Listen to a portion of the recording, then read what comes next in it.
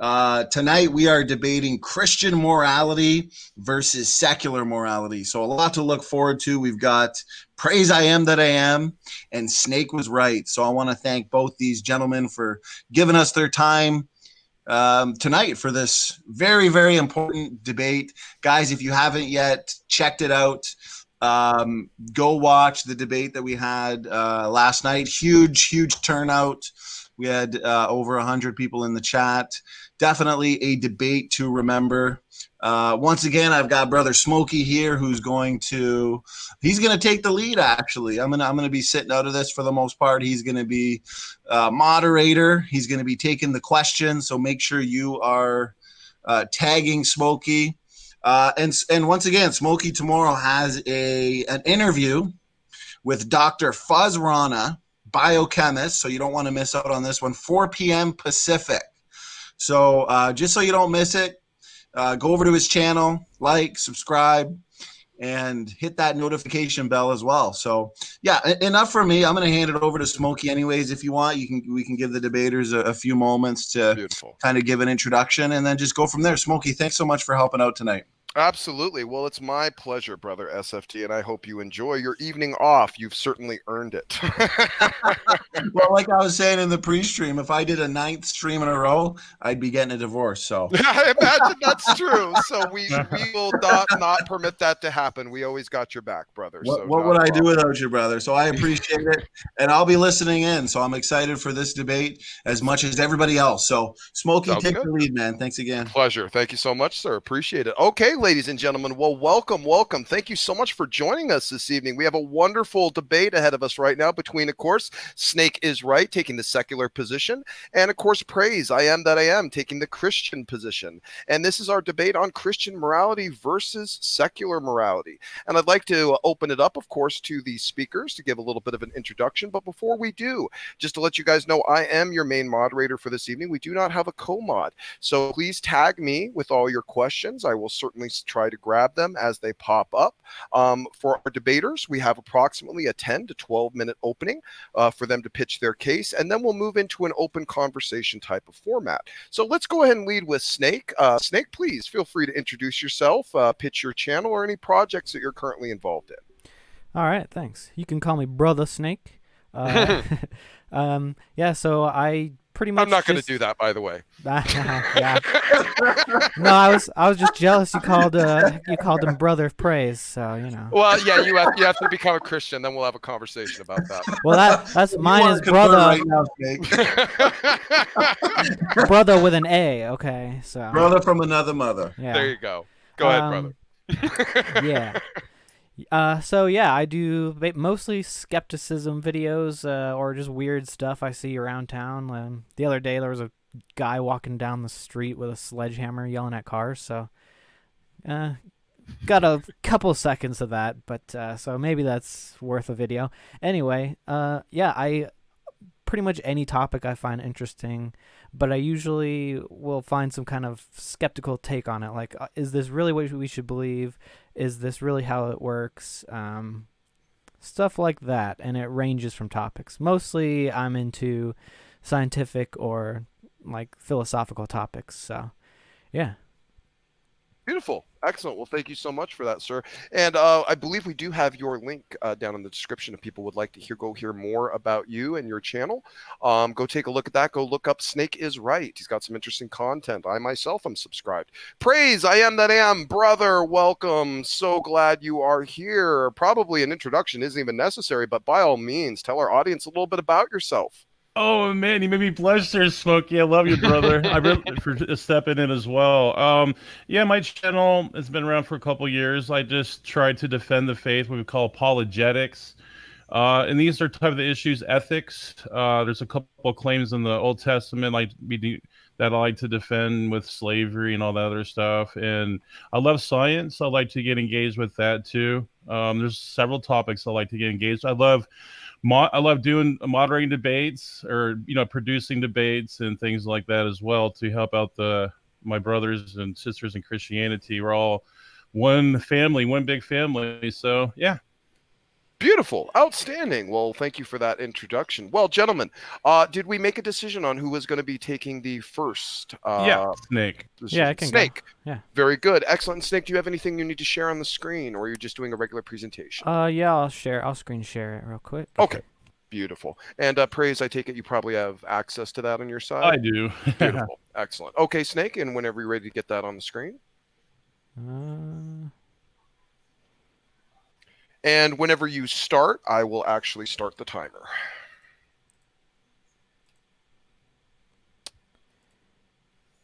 One more second. Okay.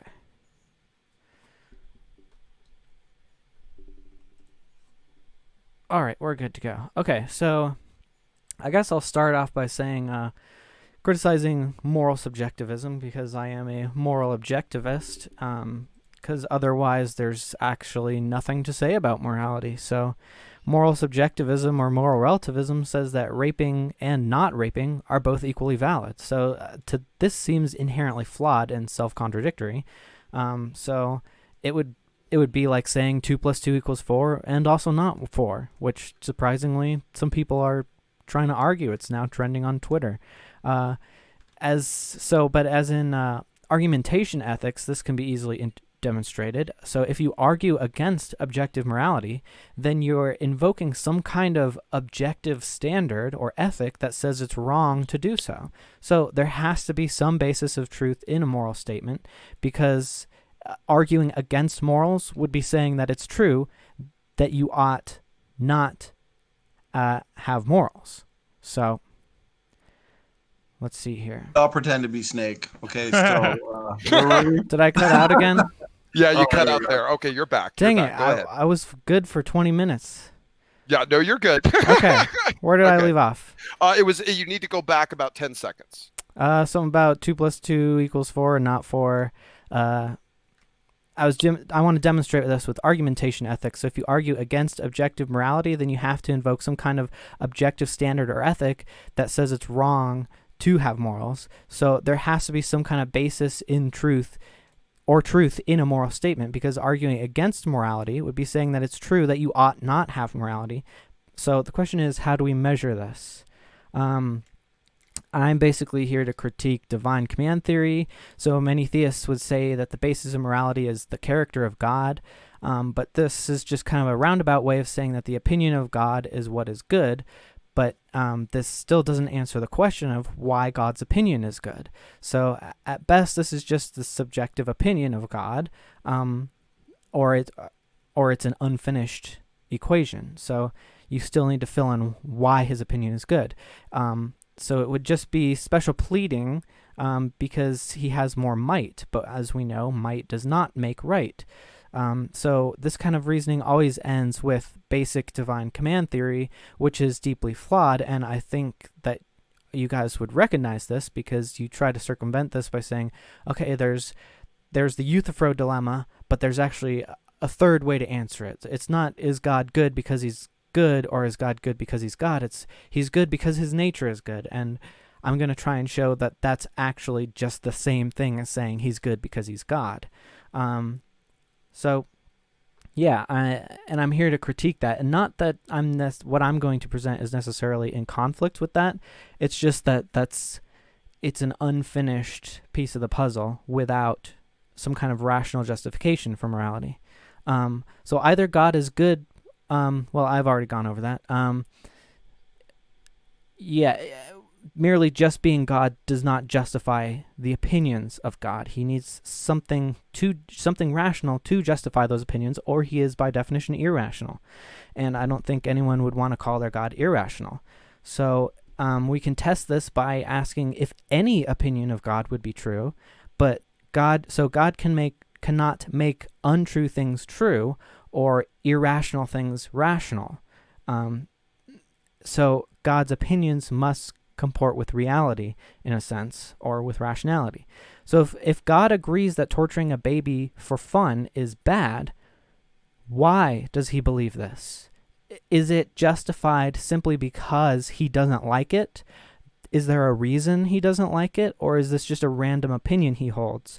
I think a maximally good God, or a rational God, which is what I think we would agree you need to have, would have reasoning behind this stance. So if it just happens to offend him for no reason, or because it's his divine property, this is just an argument from might makes right. There's still no justification behind it. So he doesn't like it, so it's bad, is just a subjective argument and not objective morality. It might be bad, and he might dislike it, but there's something more to this equation that we need to figure out. So his opinion and preferences do not hold special meanings. This is just a subjective argument and special pleading, and so it's fallacious and meaningless. Doesn't necessarily mean that he's wrong. It just means that how we get there is not justified yet. So, again, I like to bring up argumentation ethics as a good demonstration of this. By the mere fact that my opponent would be trying to make arguments here, he has admitted the premise that rational arguments are what justifies claims, which means God's claims and positions on moral statements must be justified and backed by some kind of rationale, and not merely by his power and authority alone. So this is to say God's positions must comport with reality. So 2 + 2 must equal 4, because God can't just make 5 things out of 4 things unless you cut it in half, in which case it's now 5 things. It's no longer 4. So it's true in all possible universes. That's just a fact of how things have to work. God can't make it otherwise. So at best, God just knows it. So I think Praise is going to have to explain why his particular God is correct in his opinions, and not base it simply on his position of authority, because that's just a self-referential, circular argument of God is good because he's God, and stating that God's nature is good is just another way to say God is good because he's God, unless you explain why his nature is good, and then you're saying God is good because he's good. So, yeah, you're going to have to come up with some kind of rational justification, and a God would have that rational justification, and since we mere humans don't get everything just revealed to us, we're going to have to use that as well. Let's see here. Okay, so I have these premises. Maybe we can talk about which ones work and which ones do not work. I think this is a pretty close to how a God would rationalize things and how we should rationalize things. And 1 sec, Snake, I'm sorry. I think we have the screen frozen, Praise, by the way, on the YouTube. Oh, wait, no. Okay, it's coming through. I'm sorry. Okay. I think it was delayed. Go ahead. Okay, that's fine. The cloud should be moving. Yep, now it's moving. We're good. All right. So I guess we'll start. How do we measure for objective morality? What does morality even mean? It's a word that means good or bad behavior, and so let's unpack that more. The way I do this is objective morality is a system or ethic of universally applicable behaviors. So since we can justify a universally applicable system of behaving, then this would be good behavior, and it would be objective, because it is not based on feelings or opinions of a mind. So objective things are not influenced by personal feelings or opinions in considering or representing facts. So if we can find some kind of ethic that's universally applicable and consistent with reality, then we've found a basis for morality that anyone and any God can use to make moral decisions, which a God would need to use in order to be able to rationally justify any of its positions. So let's start with the definition of good. If we remove subjectivity, what we have is an object. What is this object good for? And this is objectively measurable. And basically we can call that value, what it's good for. What a system is good for, or its total value, I call a set degrees of freedom or potential. So if you lower the degrees of freedom, you would be lowering the total value of the system, And this would be immoral because you are by definition lowering the amount of good. And how do we ground this? I start at the very beginning. So existence is itself, existence of anything, just existence versus non-existence. Existence is objectively good for more than non-existence because true nothingness does nothing, has no attributes or qualities, and so it is thus good for nothing.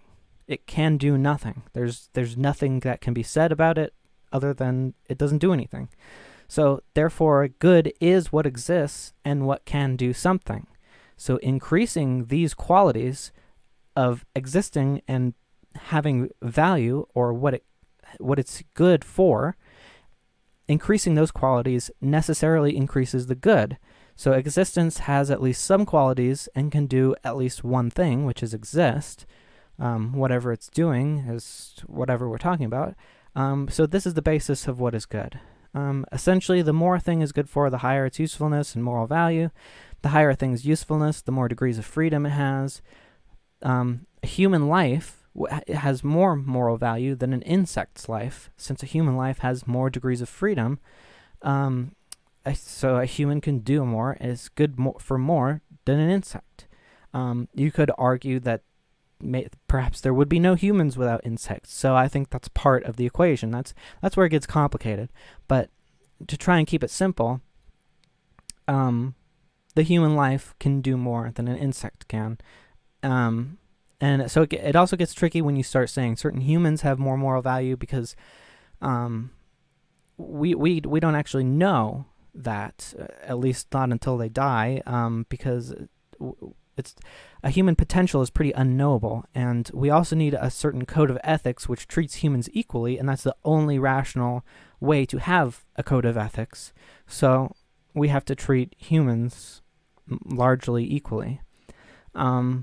A system of ethics that is rational and has no special exceptions is good for more and preserves more freedom in that system than not having such a system. So that's why we need that. That's why it's a necessity for human morality, or morality for any conscious being, really. And I have used no preferences or human opinions to get to this conclusion, so it's still objective.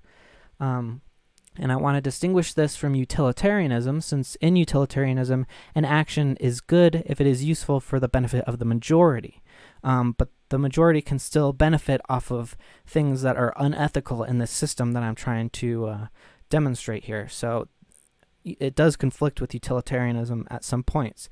So like slavery or genocide could have utility to the majority, but is unethical for my metric. So my metric is how much the usefulness of a thing contributes to the total amount of degrees of freedom in the system. And so naturally, if you decrease freedom, that is contradicting it.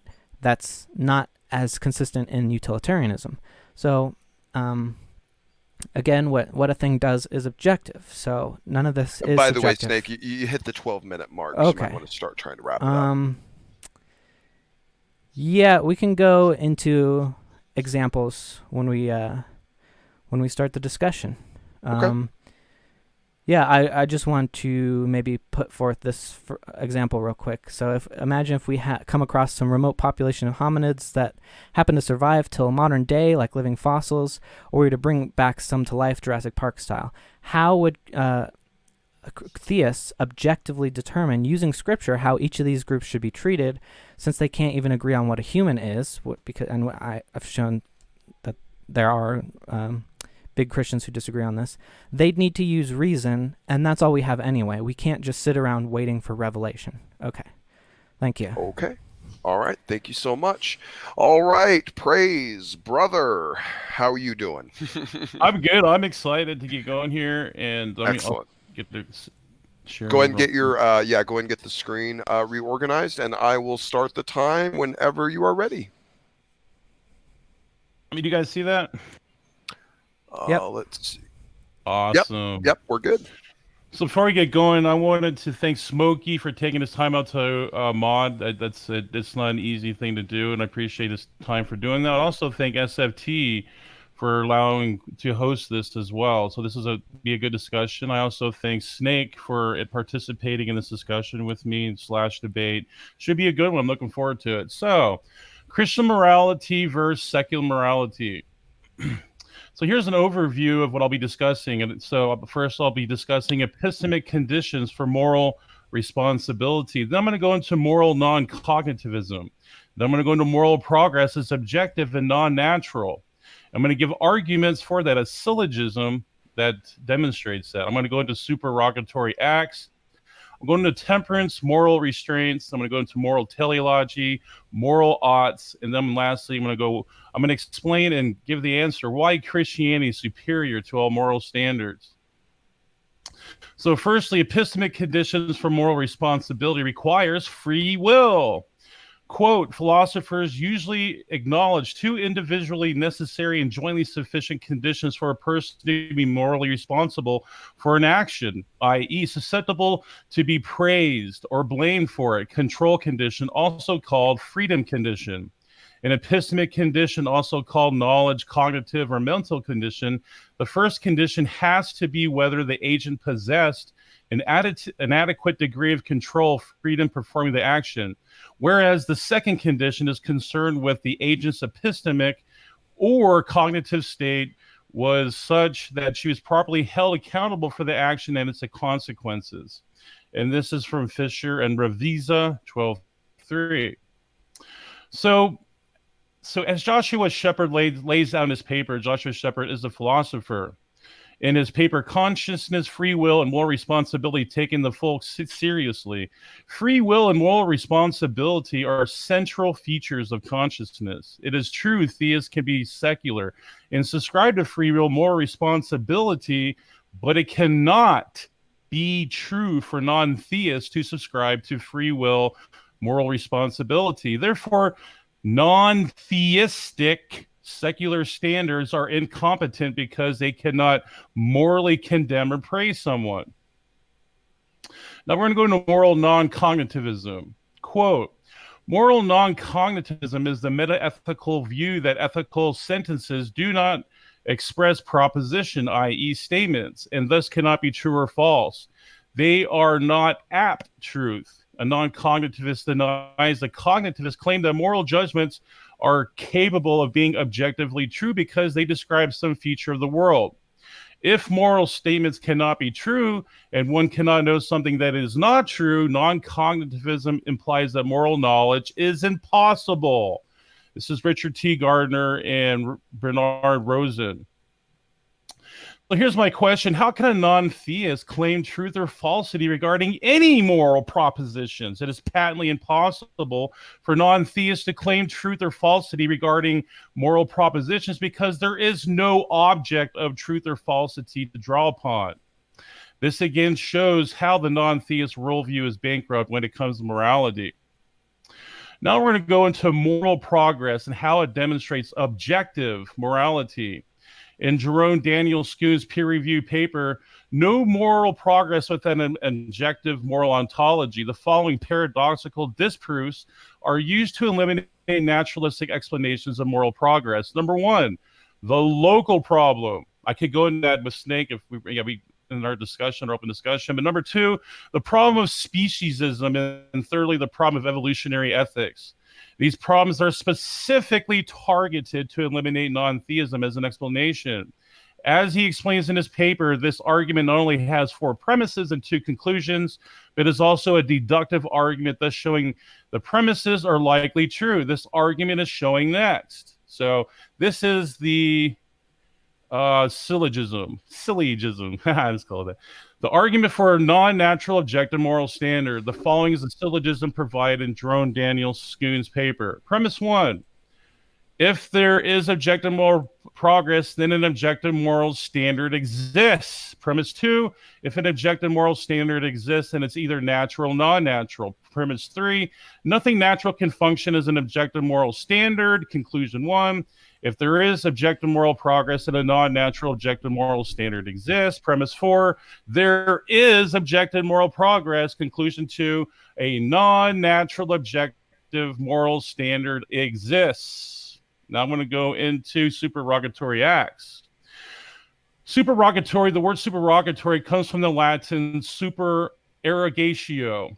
This is what it's defined as: payment beyond what is needed or asked, from the super, beyond, and erogare, to pay out, expend itself, from ex, out, and rogare, to ask, is the performance of more than is asked for, the action of doing more than duty requires. In ethics, an act is supererogatory if it is good, but not morally required to be done. It refers to an act that is more than necessary when another course of action involving less would be acceptable action.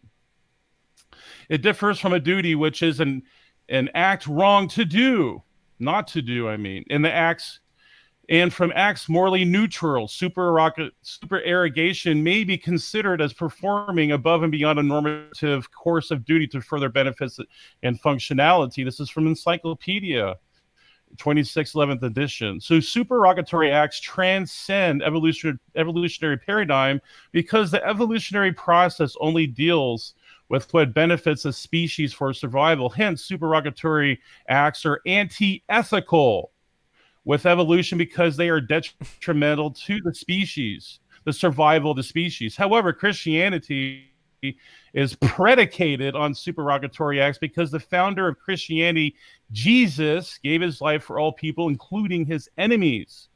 Hence, Christianity is necessarily superior to secular ethics by convention. Now I'm going to go into temperance, moral restraints.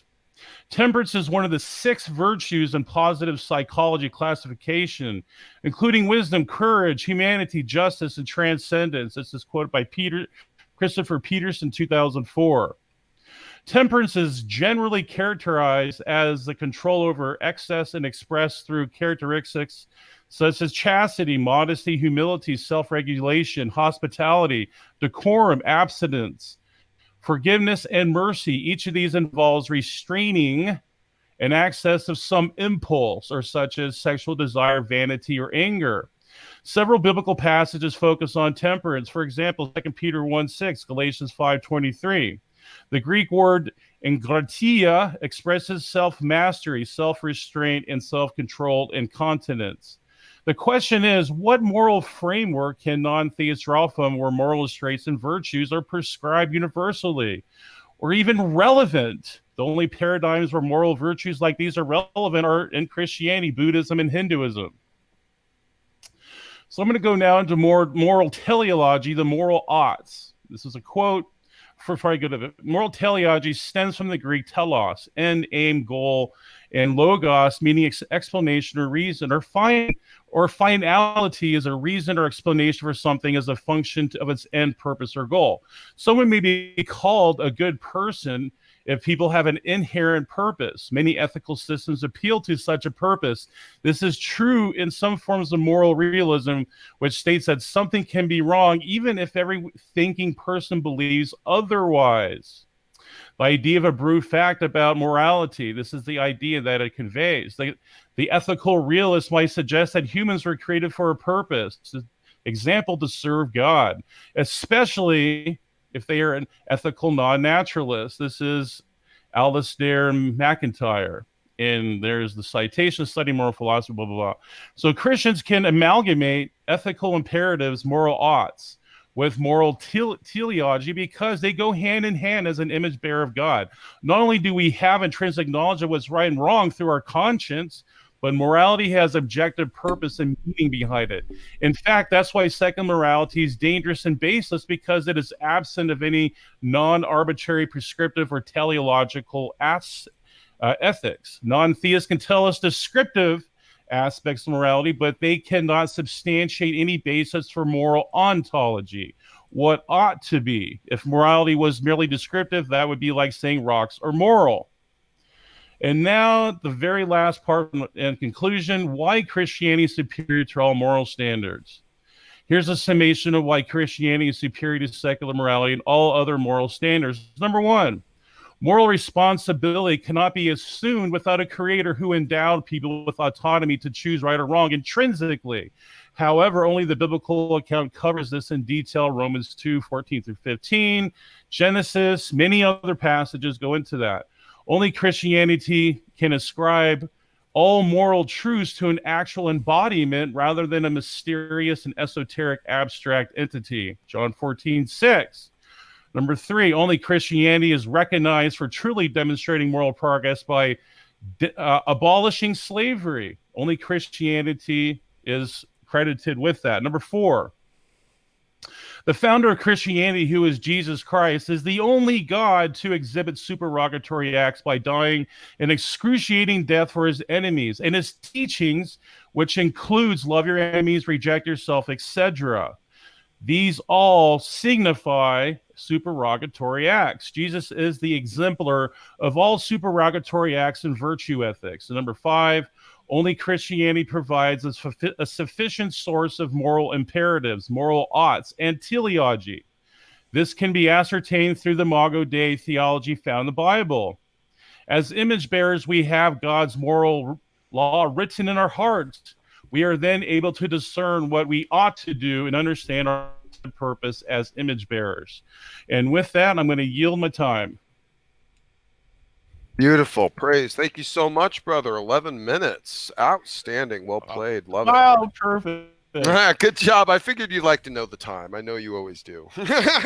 we like to look good at that sometimes. Well, gentlemen, Yes. thank you so much. I will let you kind of get the window back on the screen correctly there, Praise, and just ask everyone in the audience, everyone in the chat, all 46 people here, please smash that like button. Give some support to the community and to the SFT channel and everything that we're trying to do to open up the lines of communication between different worldviews and our competing cultures. So please, folks, please remember to smash that like button. Well, with that, gentlemen, thank you so much for those wonderful openings. Let's go ahead and lead off into open conversation. Praise, since you left off, I suppose it's probably fair to offer Snake the first opportunity of statement and or question. So please, gentlemen, take it away. Yeah, so in your syllogism, I have to say that premise 3 is false, where you say nothing natural can function as an objective moral standard. As I've demonstrated through my opening, you can have an objective standard, and I don't think that you have actually given us any objective standard. You've just said it's God, but as I've already demonstrated, God still needs to have some kind of rational justification for his standard. So... Yeah, and I'd like to respond to that by saying that's a straw man argument. No, we're not saying God did. I gave several indicators or symptoms of God being the object, but I gave acceptable arguments that lead to God being the object. So, I mean, I would like to actually discuss. You said that you debunked them. Well, I would like to actually push back and see. I would like for you to demonstrate how that was debunked. Okay, I did that by so I can do that by asking you a simple question. Is it possible for God to say that torturing babies for fun is okay?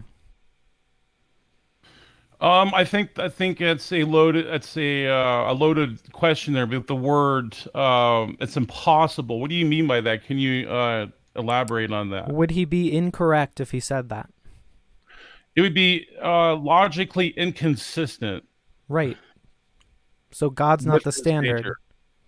Being logically consistent is the standard, which God is adhering to.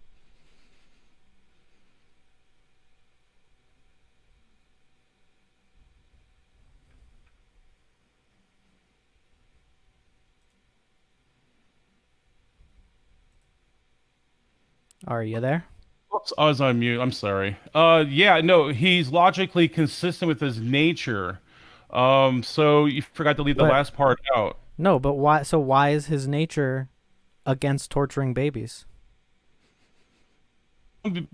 That's what he is. It's just random. There's no reason. No, he consists of moral. He's a perfect being, and he's a maximal being. We can find this in ontological arguments, several other philosophical arguments that validate that he has a perfect moral nature. Yeah, so there's certain rules to that, and that would be logical consistency, right? Well, that's another thing too that I would say that the logical rules emanate from himself as well. So I would say logic is part of his being as well, not just logic, but also morality. But morality has to be based in logic, or else you're going to have moral statements that are incoherent. I think you're making that into a false dilemma. I don't think they are. I don't think they're distinct. I think they work together. I think they are married together. They go hand in hand. One I is don't part disagree of the there. other. Yeah, so they're not distinct entities. Like, well, here's one part of God that is logic, and here's another part of God that's ethic or morals. I mean, no, that they work together. They comprise his being. They encapsulate his being. Yeah, but what I'm saying is there's a reason why his being or his nature is in a certain way. It's not just random. There's a reason for it, and we can also reason to those same reasons because they are logically consistent. We have access to that same basis of morality that God is using. If God has any will in what his nature is that way because it makes sense. You said we have access to that. What do you mean by that? We can use reason. So you're saying reason necessitates morality. Yeah. So reason alone can necessitate morality. So what if so Hitler reasoned that it was okay to kill the Jews, so are you sure about that? I mean, so that doesn't seem to follow. Yeah, because his reasoning was incorrect. Racism is logically incoherent. So what arbitrates the right and wrong reason? If it's logically, well, if it doesn't make any sense, if it's self-contradictory, then that's a bad reason, aka not a reason at all. If it's just like math. If the equation doesn't work, then it's bad. If it works, then it's good. And even if that was true, we would still have to appeal to God no matter what, though. Why? Because logic is grounded in the nature of God. So you say.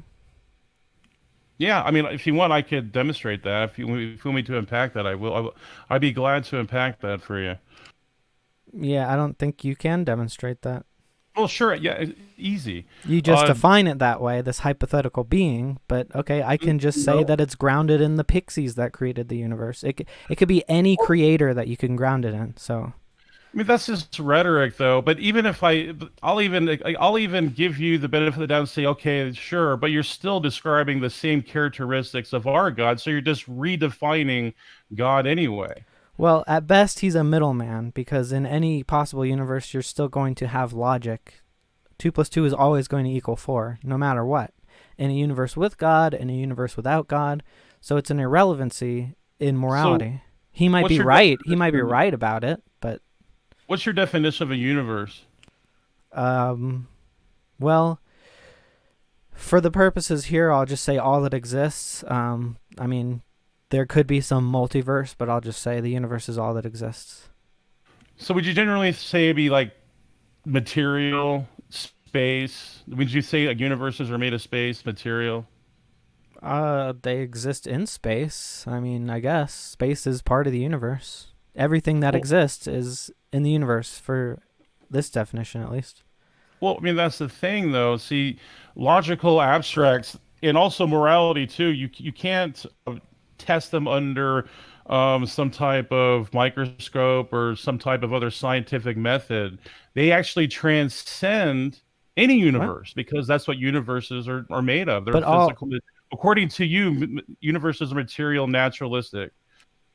Well, that's all we've discovered so far. But all tests are going to have some logical capacity to them, and we can test logic itself. We can take 4 cups individually, add them up, and they equal the same amount as they are individually. 1 + 1 + 1 + 1 4 times equals 4 cups. So I'm going to give an example. So the law of non-contradiction, can we find that under a microscope? Can we extract that from some type of or some test, scientific method test? Yeah. Sure. Oh, so okay. So where is the law of non-contradiction found in, let's say, a frog trying to open up a frog? So show me, where is it in the frog then? So if you open up a frog, it does not have a nuclear reactor in it. So No, I'm the saying, frog is the frog. It is not the nuclear reactor, and vice versa. no, my question is, where is the law of non-contradiction? Where is its physical existence at? I don't know. It's not like a rule set in the universe. It might be in some computer hosting the matrix, but then what? Then that matrix has to exist in a universe that has some kind of rational, physical laws of some kind. It doesn't exist in a location, probably. So you're saying it's spaceless, timeless, and immaterial. Uh, it might not be timeless. Well, so okay, where in time can we find the law of non-contradiction then? Everywhere. So okay, so at 9:30, then so 10 billion years ago so you're saying that the law of non-contradiction was contingent on the beginning of the universe. I would like for you to demonstrate that. Show me how time would kill the tautology of the law of non-contradiction. But I So also go ahead. yeah, if there is all time exists at one point, like I don't know what dimension that is, 7 or 8, something like that, then everything is simultaneously one thing, and all states of all matter exist at once. So the law of non-contradiction, I guess, would apply in that the universe is and it is not nothingness, but all things within that universe that you can unpack in time are actually all in the same state outside of time. Okay, so my point is, even if I grant that, you can't find time under a microscope. You're not going to find time as a material anyway. It's how it's a hypothetical thing that we try to explain But we can of still something in observe. We reality. can still observe it and use it to make predictions. So Really? So what's the texture of time? it doesn't have to have a texture to observe something. Okay. So I'll put it this way. So if a blind person or a deaf person, are they automatically illogical then? They don't believe in time? No, but what I'm asking about the law, so the laws of logic and time. So I'm saying that you said they're physical, we can observe them, or observe time. But where, okay, what is this, what does it look like? Like, what does time look like? If you say if it's observable, well, what does it look like? I mean, you don't know how to tell time? Well, we have a clock, but that doesn't represent time itself. That's just like, computer. Well, I'll put it this way: a computer has information stored in a database or a drive. Well, the information itself, if you destroy a computer, that doesn't mean the information's gone. So the information itself is immaterial, so is time. That's my point. And I also want to springboard this off this with logic, time, they're immaterial constructs. Well, this actually goes into my opening with the location problem that I outlined in my objective morality, my argument for objective morality. So the location problem is where you going to find morality, on a tree branch, or are you going to find it in a dumpster? So those are questions I haven't seen you really address sufficiently. Why would we find it in a dumpster? It's just Well, the same as logic. You don't have these problems with logic. So well, we shouldn't have these problems with things that are derived from logic. Well, if morality is physical, then it should be locatable. And this is what I'm trying to tell you. With time and logic, they're not locatable because they're not physical. They're not natural. That's why. And same Well, with that's not. ethics. non-physical is not non-natural. You can have non-physical things that are natural. Can you unpack that, explain that? That doesn't make sense to me. I think that's a contradiction, a self-contradiction. So you're saying that time itself is not natural? No. Nope. How is that? Well, for one thing, you can't even time Because you can can't be point to it because there's not a right. time you can hold in your hand. So it's not Yeah, you natural. can't taste time, you can't eat time. Can I have a cup of time? Why is that your definition of natural? Well, then I'm using the scientific method. It seems like you're equating natural with material. Mm-hmm. Yeah, that's what natural is material, physical. Time is universally considered until now, apparently, to be a natural thing. Well, I mean, it's good for. I mean, that's awesome, and that doesn't make it true, though. I mean, if a bunch of people said something that the moon was made out of cheese, does that make it true? No, and so that doesn't really mean much. Yeah, so there can be non-material things that are natural. Well, no, you're assuming that. You're assuming that, but you haven't grounded that or demonstrated that. Well, it doesn't really matter what we call it. Just time existing doesn't entail a God.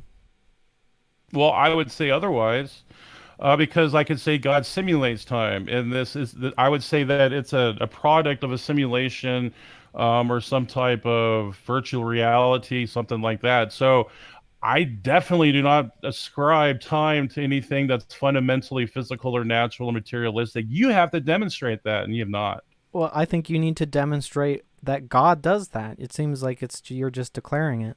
Sure. I can give you citations for this, that the universe is made from quantum information.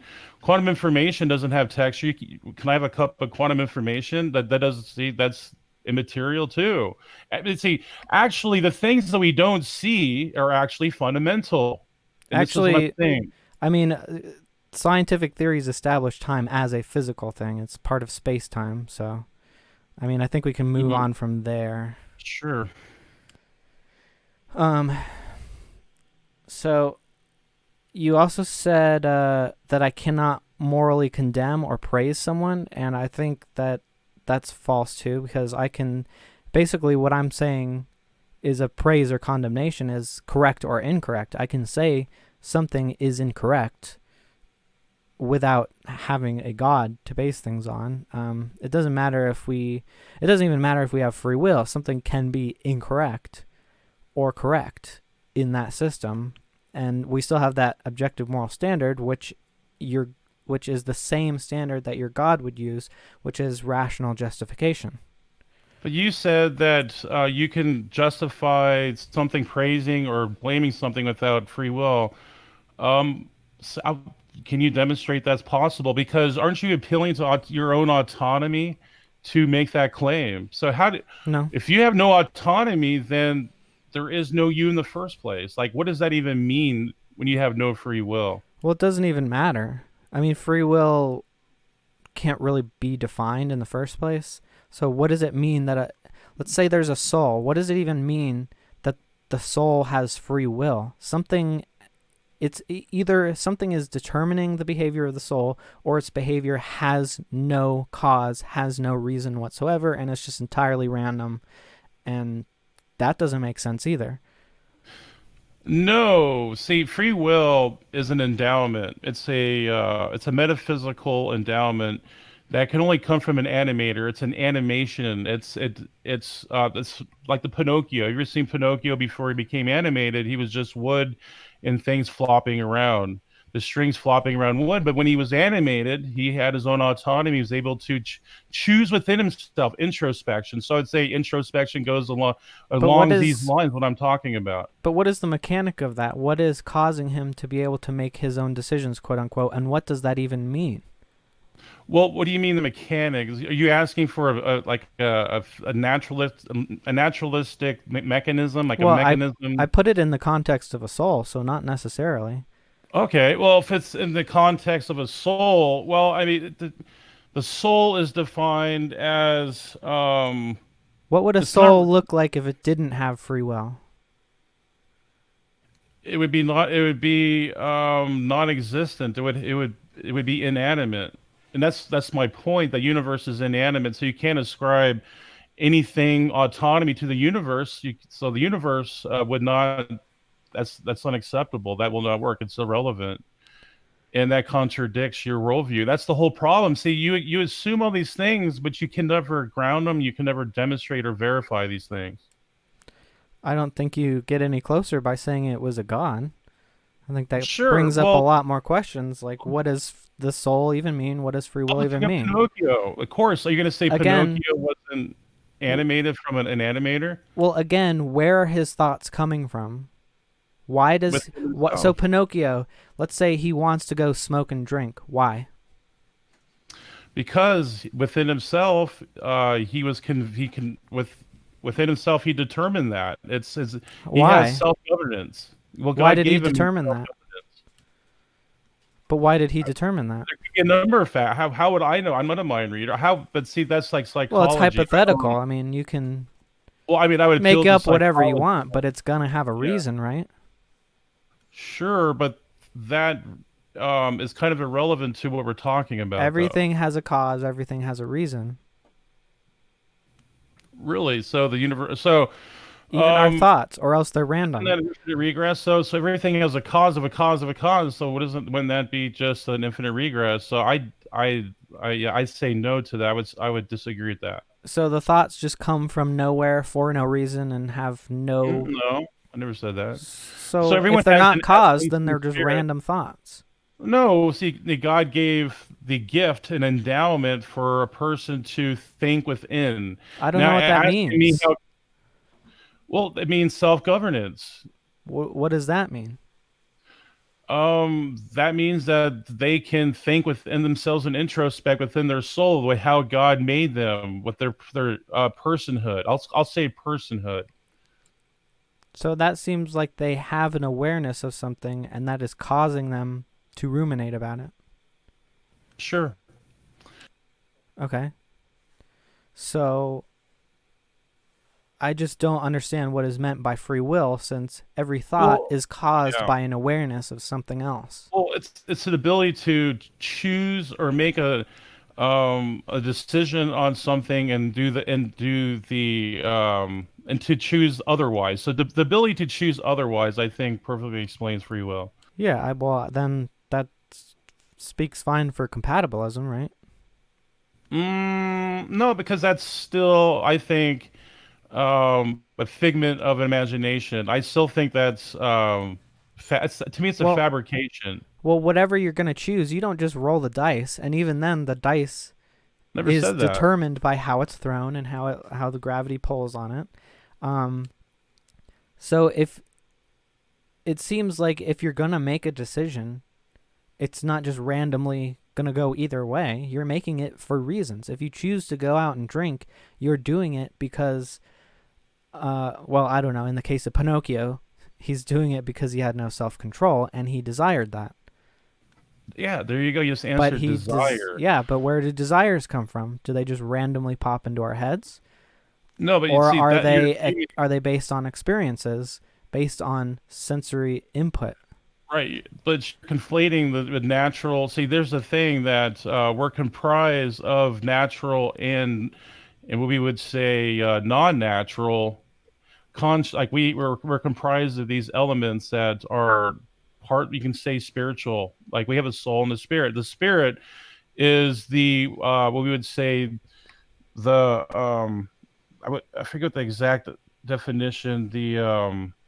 I think they call it the car or something of our beliefs, emotions, or something like that. I forget the exact definition, but it's this car of our thoughts, emotions, and things like that.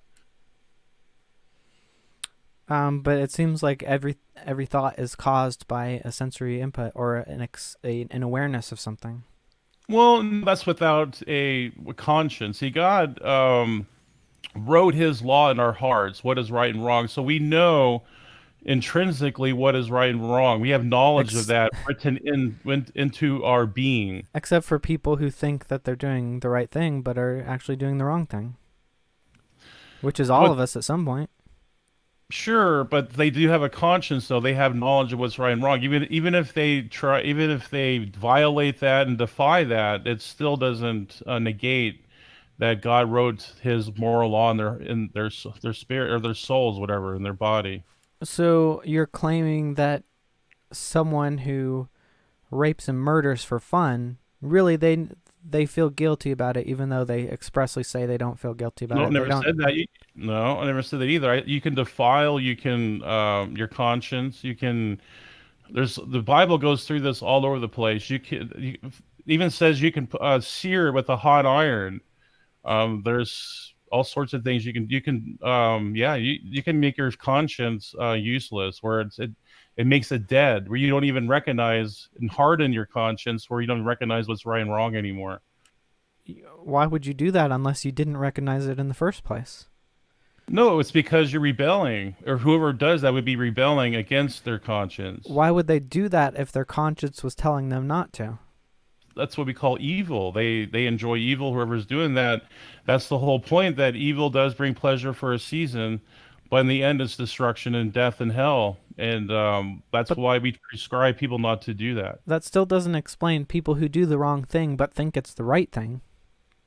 Well, no, yeah, but see, if you read Ephesians, I think it's 7:29. It says, God made man be upright. They know what's right and wrong, but eventually they steer off of that, and they venture off into things within themselves. They want to try to contradict their conscience and test it or defile it eventually, because they keep doing it over and over. They get pleasure out of it. But not necessarily. Someone could martyr themselves for something that's wrong. Sure, yeah, but they know intrinsically. They know, and so I guess they could be brainwashed too. So there's all these different elements that can come into to brainwash someone, to deceive someone. This is why the devil's called the great deceiver, because he can do that. He's deceived the world into a lot of the world into other false religions, to atheism. So that's, I would say, that's the devil's work. It seems like you're just trying to answer these things with more and more questions. Okay? Well, no, I'm answering Why from would my we? paradigm. I'm not answering from a naturalistic paradigm. If we And are born knowing what the devil's work is, why would we go with that? it's pleasurable. If a lot of people have said that, that it's fun sinning. Sinning's fun. But that's not the Why do you example think I give. colleges do it all? But that's not what I'm talking about. I'm talking about someone who's working hard and sacrificing for something that is wrong, that they get Yeah. no pleasure from, but that you claim they know is wrong. Well, give me an example. Are you talking like Islam? Is that what you're trying to refer to as like a suicide bomber? Is that what you're trying to refer to or whatever? I mean, that might be a good example. Yeah. So I guess my explanation was that Or they're brainwashed. or someone like the IRA committing terrorism for their Catholic religion. Right, and see, they would be contradicting what they're supposed to be referring to the Bible. The Bible never says that. Romans 12 actually says to not take vengeance upon anyone. Like God is our avenger, and He says defeat evil with good. And so there's all sorts of things God has laid out and prescribed in the Word of God for us not to do upon ourselves. So no, I would say that's irrelevant. But I still don't think that you've explained what good is, unless you use rational justification. So I would say good is the revelation of God. It's So we can't figure anything out without the revelation of God. We can't figure out why it's wrong to rape and murder without it being revealed to us. We can't just reason to that position. Well, no, not only that. I also say that we have His moral law in our heart. We have a conscience to appeal to. Is this right or wrong? Like I have I have a gut instinct that that's probably not a good thing to rape and kill a baby or something. Whatever you want to Well, do. that's not good enough. We have reasons, not just I have a gut feeling. We can articulate the reasoning why this doesn't make sense. No, it's just you just don't reason yourself to not do something immoral. No, that it's also intrinsic. So are you denying that morality is intrinsic? What do you mean? I would say that intuitional. Are you saying that there's nothing intuitional about morality? I think intuitions can be right, but intuitions need to be checked with reason. They're not right because they're intuitions. Well, what would you check your reasoning with? Well, reason. Like the laws of So, logic. You check your so intuitions with reason. okay, And and I ask, we check what do you- reason based on like experiments with the world. We've figured out like these basic laws of logic at least. Isn't that begging the question? Because reason decides what reason is. That's, to me, that's what you're trying to explain there. Well, not really, because I mean, people have tried to disprove reason before, and the thing is that you need reason to do that. So we know reason exists. We just have to is figure out reason how it works. Is reason physical? Not in the sense of our bodies, I don't think. It's the laws of reason we have are just descriptions of how the physical world works. Really? So reason just computes in your mind. This is what I get out of it. Like it's just computing what's your mind, what's right and wrong. But what checks how do you check your the descriptive process? What makes the descriptive process right? Well, we build a model and then we check that model against what we observe in reality. You don't see that circular? Like you're just appealing to the same thing to verify what you're trying to How do you do it? You just presuppose a god and just call it a day because you agree with that whatever god you pick? Number one, no, we have to ground things. This is why I like presupp this. This is going to trigger people. I like presupp because it comes down to what are the preconditions of intelligibility, reason. You need preconditions for that. And it looks like it's not going to be a physical framework or naturalist. The universe isn't going to tell you what's reason or what the preconditions of intelligibility are. So we have to go to a mental source, which is God by definition. He's actually a mind. He's defined as a mind. But that's another problem because if intelligibility and reason come from a mental source, that means intelligibility and reason must have already existed so that mental source could use intelligibility and reason to create intelligibility and reason. So that's that's circular. No, it's a straw man argument. No, God, it's inbuilt in his nature, his being. He embodies those things. He doesn't need to appeal to it.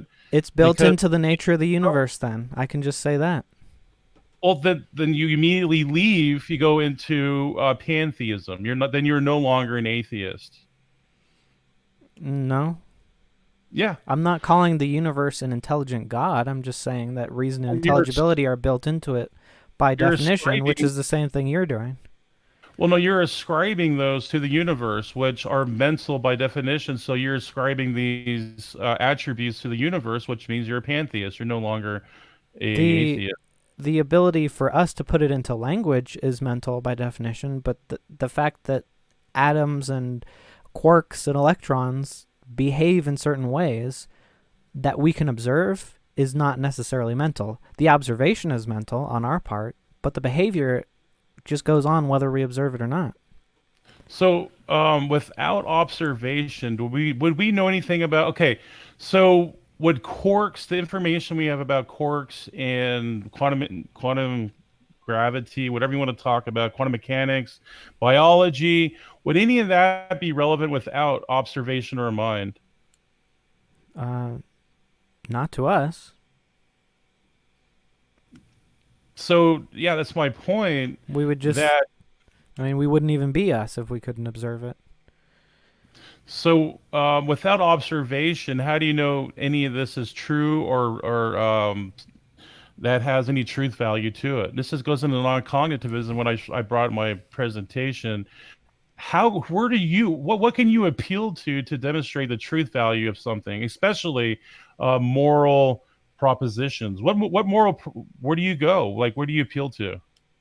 Just rationality and reason, which is the same thing you'd have to appeal to if you're saying it was a god. A god still has to have rationale and reason in whatever he says and does.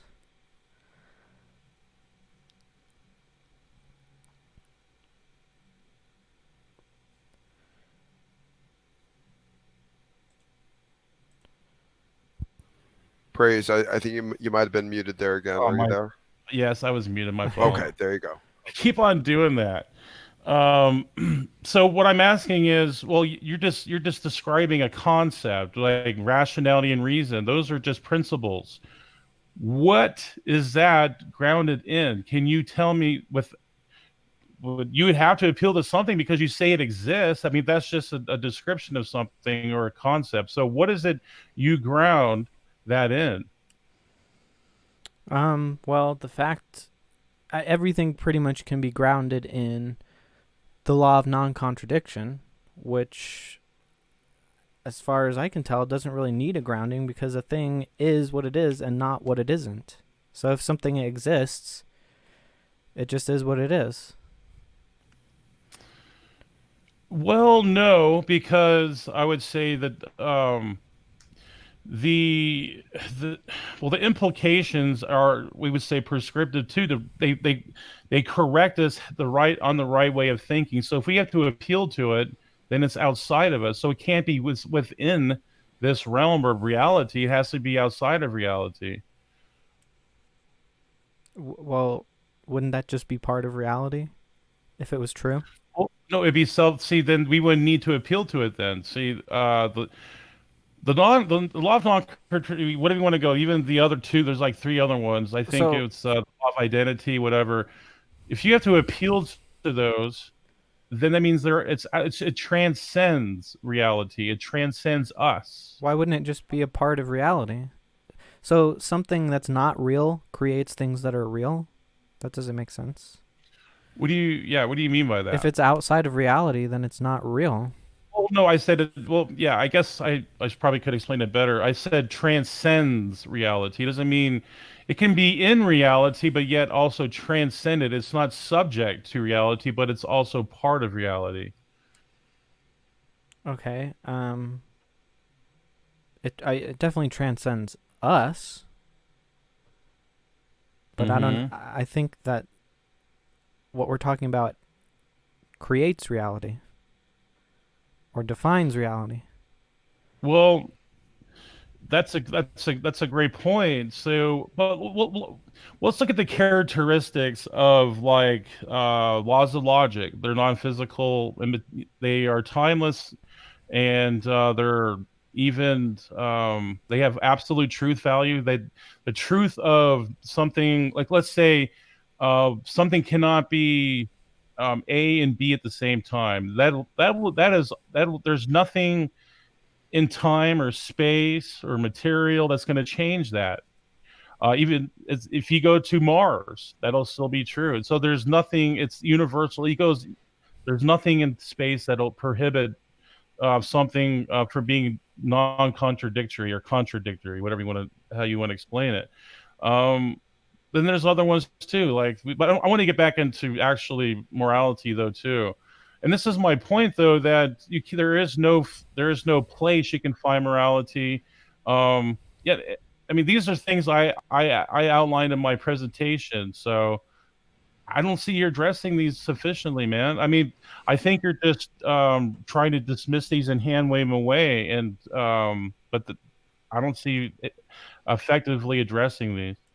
Yeah, I don't think they have a basis. I think they're just presuppositions. So I think the laws of logic, whatever they are necessary for a God to exist, and not the other way around. God cannot exist if he is irrational, and that's why you say he's not irrational. So, but rationality can exist without a God. No, they can't.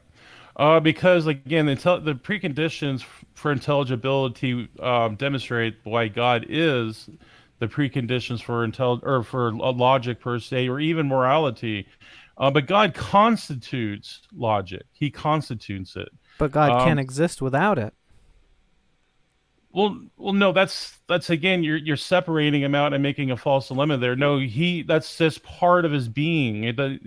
It's not like he's not subject to him. You keep on trying to make him distinct and separate them, but no, they go together. In your And definition, but we have no idea if that definition is necessarily the only thing. There could be other creators that don't have a mind that have intelligibility built into it. well, what's the best inference to the explanation, or what's the best explanation to the inference? Whatever I forget how you say it. It's inference or explanation. Well, I haven't heard any naturalist materialists ever provide anything that is more robust than God. And this is what I'm trying to show to you, that we can abductively come to being God being the conclusion of morality and logic. And the challenge is out for you there. I'd love for you to try to show otherwise. Well, I don't think it's robust at all because it's just an empty claim. And again, like, you can say that it's part of God, but if it wasn't part of God, he wouldn't be God at all. No, that's also a caricature. No, but see, again, you're trying to make them distinct again, and again, the character's attributes of morality, logic, absolutely are congruent with God. They perfectly match up with him. He's non-physical. He's eternal. He is a mind. He is composed of absolute truth. Everything he says is absolutely true. I mean, so that it matches up. And so I'm trying to say that whatever you have with physicality, material, the nature, it's all negated by the characteristics of logic itself. So I keep on asking, you need something like God. So even if you say, okay, I'll even grant this to you too. You can say, well, no, it's not the God of the Bible. It's like Zeus. Well, you already admit that Zeus transcends naturalistic material reality. Sure. But let's at least get there, and none of this material naturalistic shenanigans. It's all shenanigans when it comes to evolution and all this other stuff. But so you think it has to be some kind of mind, though, right? Yes. And what mind you ascribe it to is a whole nother story. So, but the way I see it, that doesn't make any sense because the mind is following the rules of logic, not the other way around. The mind can't exist without the rules of logic. No, that's another straw man. That's a caricature. No, God doesn't need to follow any rules. That means he's subject to those rules if that was the case. Well, that appears to be the case because he can't break them. No, he doesn't need to break them. He's not even put in the position to break them because he's composed of logical, we would say logical objects.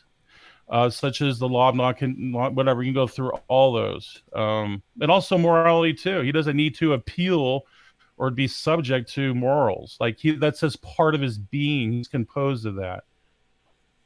But why? Well, why is God eternal? I mean, that's like asking, well, how can I conceive of eternal being? Well, I mean, in our finite understanding, I mean, we're limited. Yeah, so why is rationality a part of God? Because God has to follow it, or else he's irrational. No, because see, God has aseity, ase. That means he's self-governed, and he's everything is self-sufficient. He's self-sufficient, so he doesn't need to appeal. He doesn't need to appeal to rationality. Well, that's your definition, but it's not necessarily that way. I am giving those definitions because you keep on misrepresenting what God is, and And what I'm trying to describe to you, God, you keep on saying, well, no, God would have to do this. No, I'm trying to. I just don't understand why these things need a mind to exist, since a mind needs them to exist. Even if you're saying, okay, well, there's a being that it's they both like stand on each other eternally. Like the mind stands on rationality and rationality stands on the mind. Well, what I'm saying is, okay, you can conceive of a being like that, but there's no way for you to say that that's the only necessary way that rationality can exist. Well, they are mental by definition. See, that's what I'm trying to that's what I'm trying to get across to you. They're not physical, material, or natural, but they are of the mind because we appeal to them. So they, and that's actually the word. If you look up the word conceptual in the dictionary, it means of the mind, in the mind. But however, they're not contingent on our minds. So there's a mind outside of our minds, which they pertain to. And so I'm trying to convey to you. And you keep on going off on these side paths, and if we try to stay on point here, we can probably get somewhere. But the way that we conceive of it is dependent on a mind. But the fact that there is a way that quarks behave is not contingent on a mind. Because it's circular. The mind also needs to follow rules for a mind to even exist. Well, our minds, yeah, because we're not the ultimate source of all being and all logic and all morality. I think you know that, so of course we have to appeal to another mind. Well, I don't need to appeal to a mind at all. Because there must be something that is allowing this God to exist, to have rational thought. And so that, and again, you keep that on just has to, something has to exist. He necessarily exists. He's a necessary being, and logic actually demonstrates that. We can come to that conclusion through logic because logic necessarily exists as well. It's not logic. It had no point of existence. It's there. It's true no matter what. It's a tautology. So truth is not dependent on time. It's not dependent on space, and it's not dependent on material. So already that demonstrates that God necessarily exists, and these are just features of himself, and they emanate from him. And so, but to be objective, it needs to be independent of a mind. So God's mind may be correct about these things, but that those parts of God that are correct because they're in accordance with these things that he cannot change, that are just true regardless in any type of universe. Yeah. So you said that they're mind independent, right? But we're talking about human minds. We're not talking about a metaphysical primary mind. That's what I'm trying to. So it's a non-dependent mind. So that's how we just God. Special pleading. God by definition. Well, no. Well, even logic demonstrates that's the case. It's not special pleading because we have logic to verify that. Well, special pleading is a logical fallacy. Yeah, I know, but what I'm trying to say, logic itself demonstrates that God is an eternal mind. If you just define him that way, you can define anything. Well, logic defines them that way. The laws of logic, they're, again, non-physical, spaceless, timeless. They're absolutely true. They're tautology. They're not dependent on anything physical, material, or time. So, I mean, I just keep going over and over with you, but you keep on veering off and just rehashing the same stuff. Well, gentlemen, let's maybe we've taken ourselves into probably around the 45-minute mark or so, a little bit more. So maybe let's try to move our conversation into a kind of more of our closing statements for our wrap up, and then we'll be able to move into our question and answer period. And we collected a whole bunch of wonderful questions to engage you guys with, and of course you'll have the chance for a little bit more back and forth with those as well. So let's go ahead and take an opportunity to make our statements a little bit more in our closing format. Snake, would you like to go first? Sure. So, yeah, I guess what I'm kind of getting at is, like when you go about criticizing these other gods, like the Greek gods or Moloch or Baal, what you're doing is you're pointing out that their actions are immoral. And if you're trying to say, okay, well, our God is more moral than that because look at how immoral these other gods are, you can't use your God just as a standard to say that they're immoral, because you could do that to any god. You could just pick Moloch and say, okay, well, these other gods are not consistent with Moloch, so they're evil. So you have to have some way outside that each god can be held to, an objective standard that you can measure up each god to. And assuming your god, just for the sake of argument, is the closest or matches up perfectly with this objective standard, we can go, okay, so this god is making the fewest mistakes or is not making any mistakes while the others are making mistakes. But if you just pick out and presuppose one god just is the standard of being rational and making no mistakes and is always correct, you can do that with any god or any creator or basically anything that you label as transcendent. So basically, if an action is bad and the god is right about it, the god has reasons that define his nature that he is not determining on some wishy-washy free will basis. It is determined by a hard set rationality which cannot change, which is not itself is not conscious. It is just a set of rules that a conscious mind could understand. So when you're saying that God's nature is the basis for morality, that it really doesn't answer the question. There might be some part of his nature which is the basis of morality, but that part of his nature is actually defining all the other characteristics of his nature. So it is the prime aspect. And so in that sense, I mean, I've said it a few times, but the rest of the mind is dependent upon those parts of the mind. So if there is some sort of cosmic mind, it is always dependent on these basic facts that are unchanging, that don't depend on the mind, but that the rest of the mind depends upon. And I guess maybe I can address a couple of things that you stated in your opening. So I think you criticized something about that I was just using descriptive language and not prescriptive language, and I had a short little part about I think I said something about how all uses of oughts necessarily are just referring to correctness.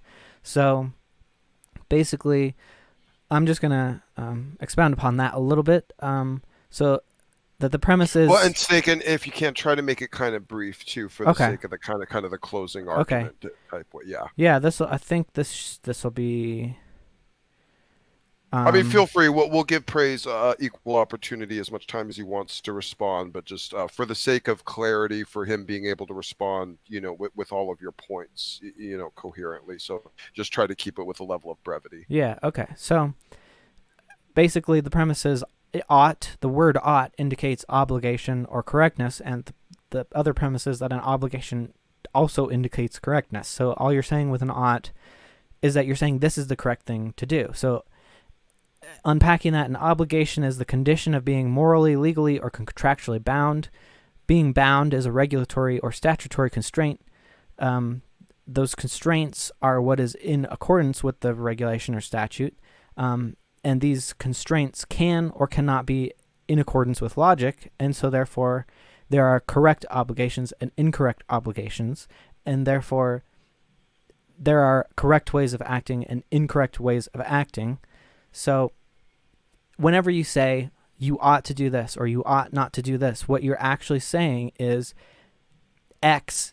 If you're saying X ought to be Y way, that means Y is the correct way for X to be. So, and I think that I can, so that's where we can get prescriptive justifications. And then just to touch on a couple quick points, supererogatory acts under this system, the secular system, would be accounted for by increasing freedom, and then duties are just to avoid decreasing freedom. So, and then so temperance also exists in evolution, but it also exists in logic, because you don't. There are extremes that can, of course, decrease freedom. And so, yeah, I'll just conclude by saying God's nature is constrained by this thing that we call logic. Okay. All right. Thank you, Snake. Appreciate that. Praise, sir, please go ahead, take as long as you like and respond to that in kind of more of your closing statement format. Awesome, brother. So I really appreciate this conversation with Snake. It was a good one.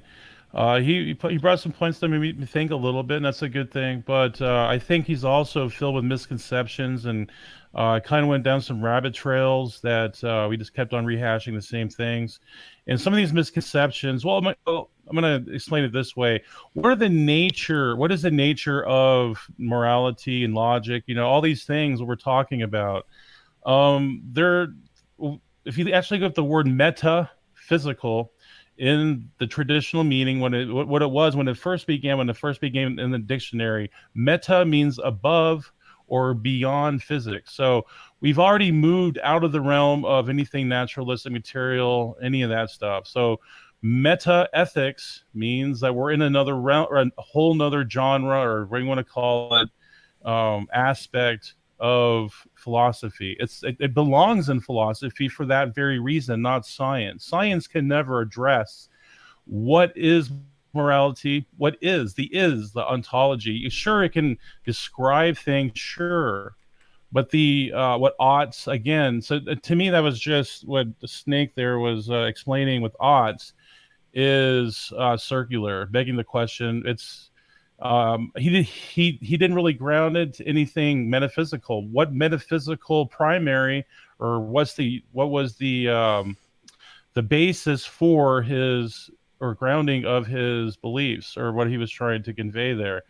And I went into supererogatory acts. By definition, the evolution cannot have any part of that. Because the process of evolution is a biological process. It selects only genetic traits, things that are to help the organism survive. And see, if you do a supererogatory act, you actually contradict that. You actually go against that. And you go against the grain, because if you want to self-sacrifice yourself for someone else, that automatically means that cannot be an evolutionary. There's nothing you can imply that would be evolutionary with that. So I mean, I went through so many different things. I went through the conditions, the epistemic conditions, and I even gave citations from philosophers showing that it indicates free will. It requires free will to choose otherwise for moral responsibility. I didn't hear anything in evolution or physics or chemistry. You're not going to find a moral responsibility there. Those are inanimate, and see, these require animation and autonomy. And I went through that. I went through Christ himself. He is the hallmark, or no, he is the exemplar of all supererogatory acts, but go beyond. He died for the world, even his enemies.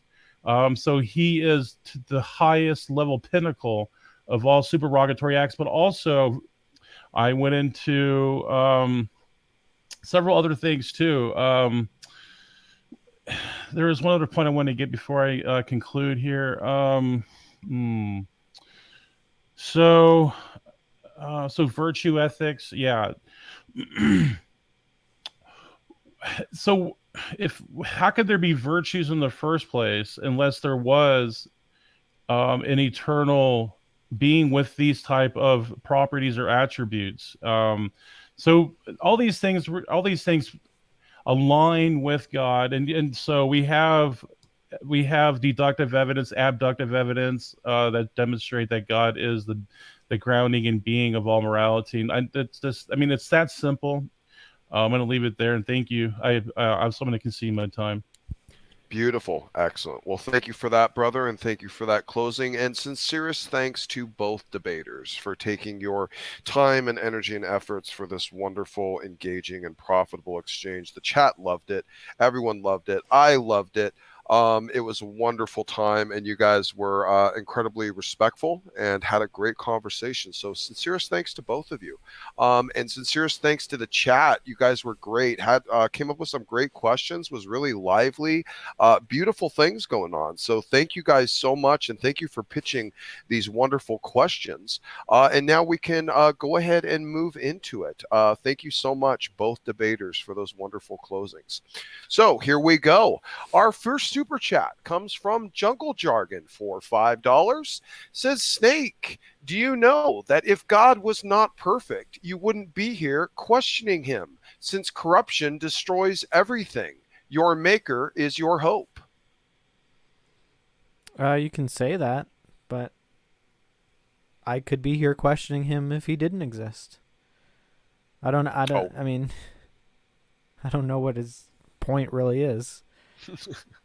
Well, he's coming after you, apparently, Snake. He's got something for you there. We need to have a discussion about perfection one time. Well, I'm sure Jungle would be happy to do that for you. You should reach out to him. Yeah.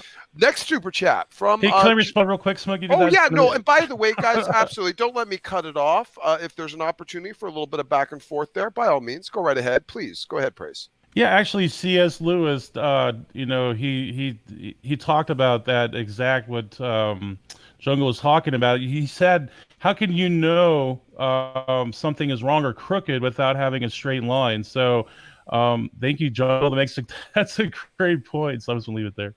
Beautiful. Well, it is Snake's question, so let's let him get last word. Go ahead, Snake. If God is perfect and I'm here questioning him, then I think that it's perfectly fine to question God. Okay. Thank you very much, gentlemen. Appreciate that. And, of course, our next super chat is from George Bond for $5. Says, others can do it also. Share and give. Well, thank you so much, brother, and we appreciate the support to the channel. It's a wonderful blessing to have you guys that just throw that stuff out there just to show the love. Thank you so much. Next super chat is from Mitchell for $5. Says, Snake, do you objectively believe in engaging in war if it meant protecting your family? If so, why wouldn't that be the case when God is concerned?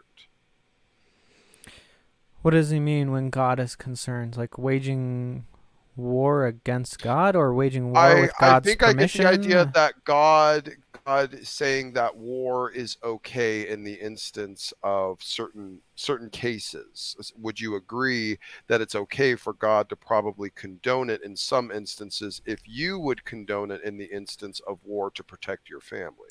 Yeah, well, I have some objections with some of the wars declared in the Bible.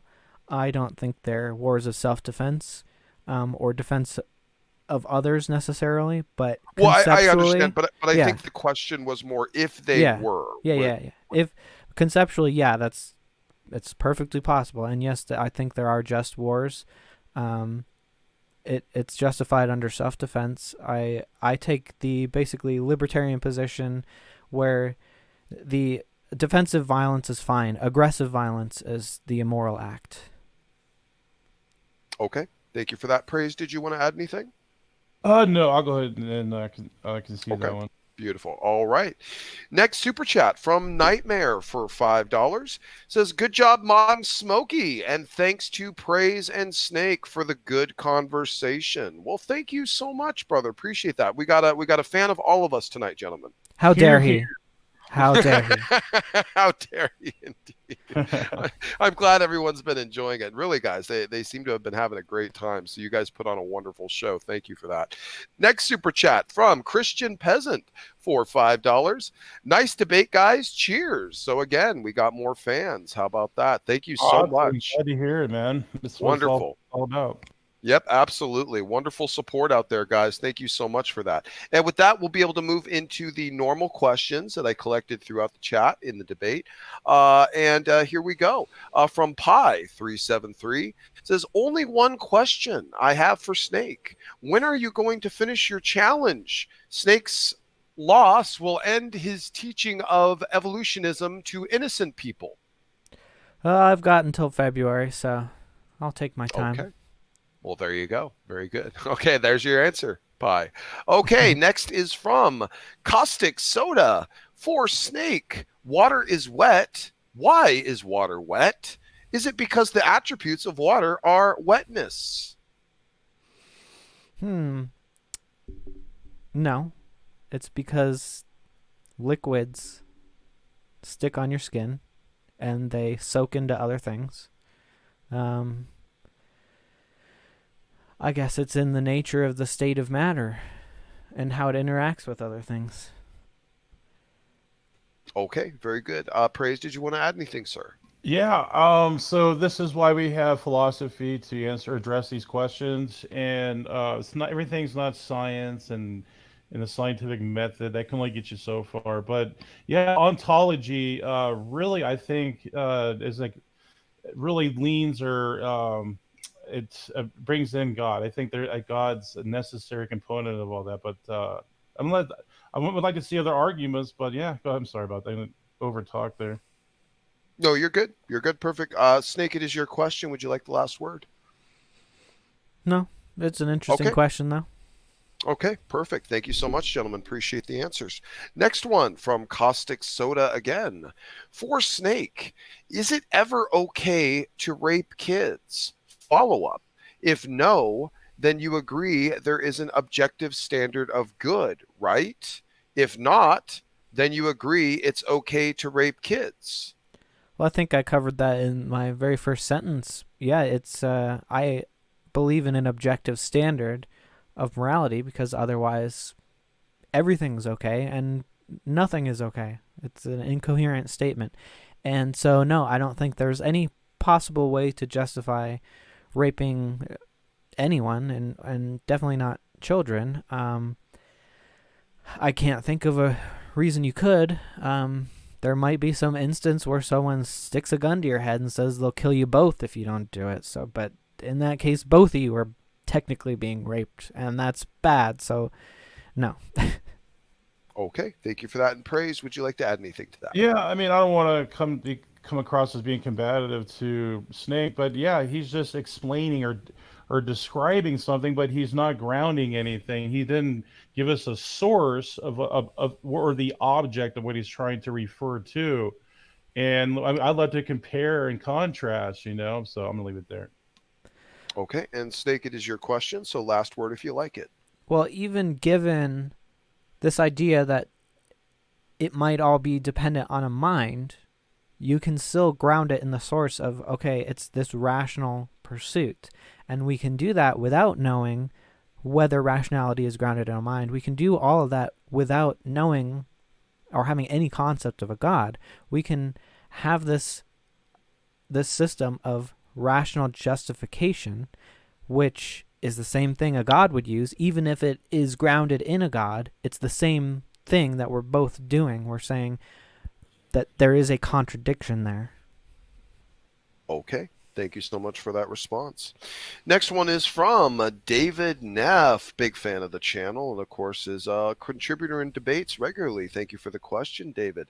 Says, this is, I believe, it would have to be for Praise. He didn't tag you, but I know it's for you. Says, "I'm surprised you said earlier that the Christian worldview can account for abolishing slavery. through and through. The Bible is a pro-slavery document. How do you defend this? Oh, there it is. There's the it always comes up with slavery. It always does. Yeah. I've done actually Smokey did a good stream on this. You can check his stream out with that. I've done it too. I think the problem is a lot of people don't understand ancient Near East culture and scholarships out there, man. I have a whole book out there on this, and there's full of ancient Near East scholarship and the misconceptions of slavery by modern people today. So I think it's an issue with scholarships. I'll leave it there. Okay, very good. Snake, anything you wanted to add? Yeah, I mean, the problem is that the Bible is used to defend slavery in both the Old and New Testament. It was used by slave owners to defend slavery, and the only modern concepts which may be compatible with some concepts in the Bible actually led to the abolishment of slavery in the modern world. And if you're saying that the Bible is this objective moral standard, then it should have been applicable to more societies than just the ancient Near East. That's subjective morality, that's God saying, okay, I'm going to bend morality for this particular culture at a particular time and place, instead of saying, okay, here's a standard of how you can build a society with at least the goal of not having slavery. And it never explicitly says that slavery is wrong, and yet God should know of societies that are capable of not having that. Praise, it is your question, so last word would be yours. Yeah, again, it's just I think all this is based on ignorance and lack of scholarship of understanding what the Bible really says. It comes down to hermeneutics. It goes down to exegesis, and that's what they're lacking, and they don't understand. And this is their error. So hopefully they can figure and find out some of these things that apologetics are providing for them. Hopefully they will. Beautiful. Thank you for that, gentlemen. Appreciate it. Next question from Redefine Living. Question for Snake. Is it day or night on the sun, and is morality on the sun? I would say morality is on the sun, but day is wherever the sun shines. So there's definitely day around the sun. Probably inside as well, because there'd be light inside the sun, right? Okay. But I think my version of morality applies to all states of matter, not just mental beings. Okay. Praise, anything you'd like to add, sir? Yeah, I just want to know how the sun is moral, that's all. Well, it's at least a precondition for moral agents like minds, but if morality is things that exist and things that are good at something and things that increase states of freedom, then a sun would be a part of that. You would need any matter would be better by definition than no matter. And so it also can produce thinking minds, so it's good in that sense as well. Okay, beautiful. Well, thank you for that, gentlemen. Appreciate it. Next question from Mindbreaker 101. A question for Snake. God is the maximally great being. So how would we be able to reason as well as him? Well, I never claimed we could reason perfectly, but we can also reason. Okay, Praise, any response? Yeah, this is what I was trying to explain to Snake, is that God embodies all logic, morals, everything. So yeah, I mean, that's like, I keep on trying to bring that up, but it's just I don't know, maybe you have to keep on bring it up. I don't know. Okay, and Snake, it is your question, so final word is yours. Yeah, it's just that we would have the same basis in our reasoning as God would have. So even if we make errors, we still start with the same basis. Okay, excellent. Thank you so much. All right, next question is from, also again from Mindbreaker 101. This is a question for Snake. If reason and logic determines morality, is it wrong to commit a crime as long as it is logically sound and reasonable? Well, why would it be a crime if it's logically sound and reasonable? It might be like, okay, so you might have a crime where it's illegal to hide a Jew in your attic. So yeah, laws are not necessarily moral. And you can test laws for reason and rationality. And again, all of God's laws, all of his morals are going to have to be rationally justified. Okay, very good. And by the way, I will throw in a quick one because it just happened to pop up on the screen from Chris Keith, and it was following up from the previous question. Maybe you guys don't mind tackling it. He was asking this to you, Snake. How can the sun be immoral? If it didn't exist. Okay, very good. All right, thank you for that. Next question from David Neff again. Question for praise. If God is an all-knowing being and knows all future actions, how do we have free will? If God is all-knowing, then we must act in accordance to his knowledge. Yeah, I've had this argument come up so many times, and well, number one, God is timeless, so that he's tense. There's no tense time with God. So we're in tense time. You can say that, or at least we, come to that conclusion. It seems that way, that we have tense time. But knowledge is not causal. Just because someone knows something doesn't mean it's going to be determined, or it's going to be forced or imposed on, or whatever you want to call it. So that's what we call a modal fallacy. Okay, thank you for that. Appreciate it. Snake, any response from you? Yeah, I think there are certain problems with if God knows what's going to happen, he knows what the causes are going to be. And so if he sets up those causes, he knows that that is necessarily going to cause what he knows. Okay, beautiful. Praise, it is your question, so you can take last word if you like, sir. Yeah, I think there's just misconceptions about time, and maybe time is present tense. It's always present tense with God, so that's something to consider. Beautiful. Well, I actually also like that question, David. And if you want to come to one of my live show streams and pitch it to me, I will give you a wonderfully deep philosophical answer I'm to gonna that. listen to that. Yeah, by all means, come by and pitch that sometime during a live show, and we will unpack that happily. Next question from Gavin Hurleman. Question for both. We'll let you both chime in on it. The resurrection would have been easy to falsify by those who had the most to gain by Jesus staying dead. So why was there no official refutation of Christ having risen? We'll go ahead and let Snake answer first, if you like. Well, I mean, that's not really how claims work. You don't need to refute them. You need to prove them. I think you could say that about anything. Why has there not been no official refutation that Loki killed, what's his face? He killed one of those gods. Why has there been no refutation that Thor drank a whole ocean? You know, it doesn't make much sense. But I think that it's easy to poke holes in that, like the fact that the Romans don't have a record of it. Okay, praise. Sir, please. I'm sorry, can you repeat that, man? Oh, absolutely. I hate doing that. No, it's fine. Not a problem. I have to do it frequently myself, usually after response as well. Here we go.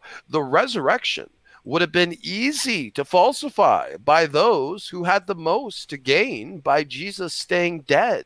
So why was there no official refutation of Christ having risen?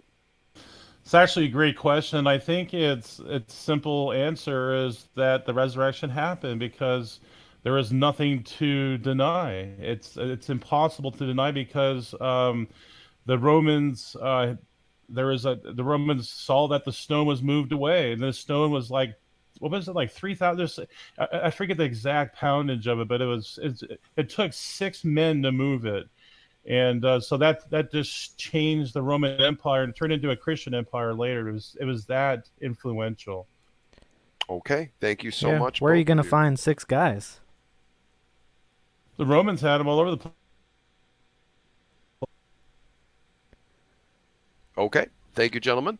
Next question from George Bond, and this is for Snake. Sam Harris says rape is natural. How would he feel if his mother, wife, or daughter were raped? There's a lot of immoral things that happen in nature, and I think Praise was kind of confusing some of the things I said with evolution, where there are a lot of immoral things about evolution.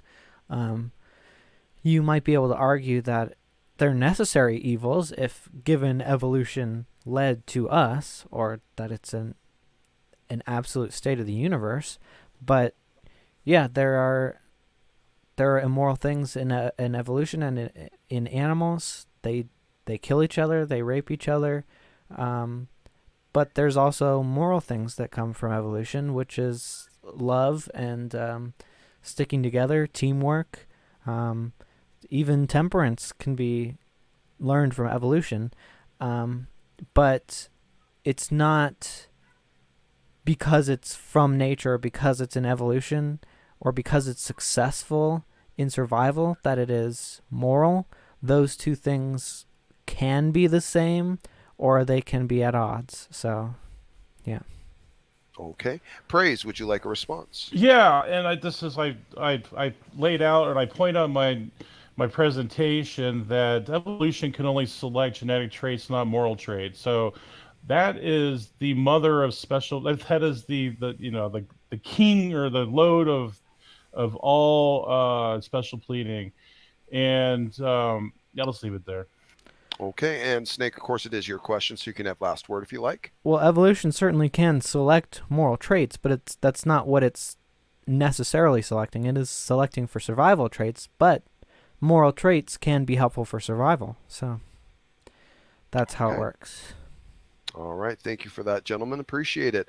Next question from the Synagogue. CJ, good brother, has a question here for Snake. Snake said, we deduce morality by virtue of our reasoning. How is it unreasonable or illogical to kill an enemy such as a political rival?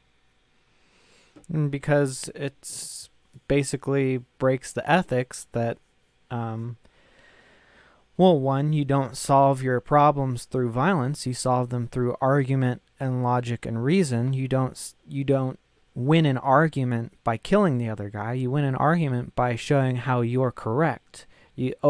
Violence is only justified in defense. So if you're the aggressor, you can't universalize this, or else everyone's just going to be killing each other all the time.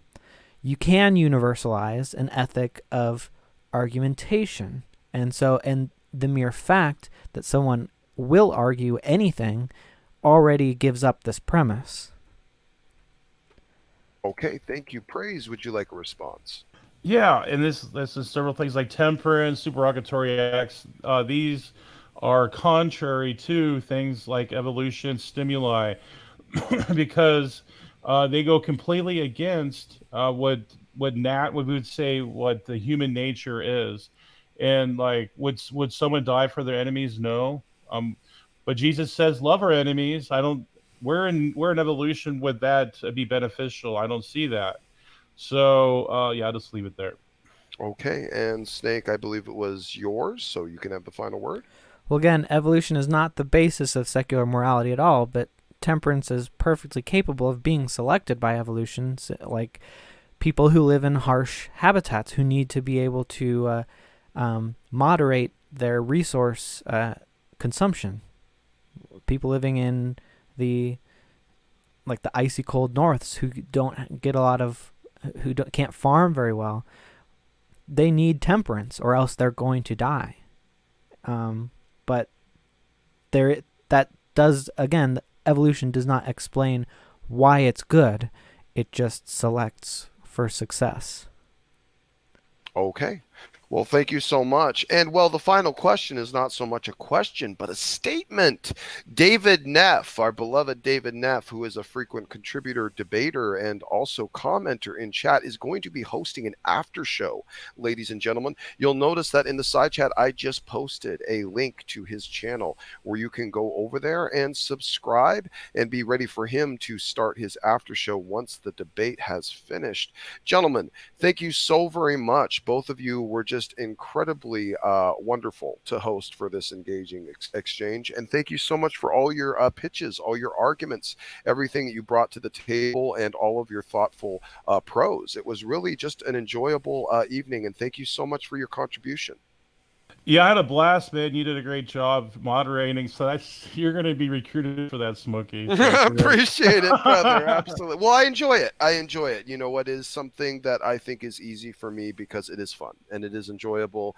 And you know what? I like the debate sphere. So, and you guys made this a wonderful, easy mod experience for me since I'm still so new to it. So thank you for that. Awesome, man. Yeah, thanks, guys. As always. Beautiful. Beautiful. Excellent. Well, I guess with that, we could probably close out unless we're waiting for SFT to come out.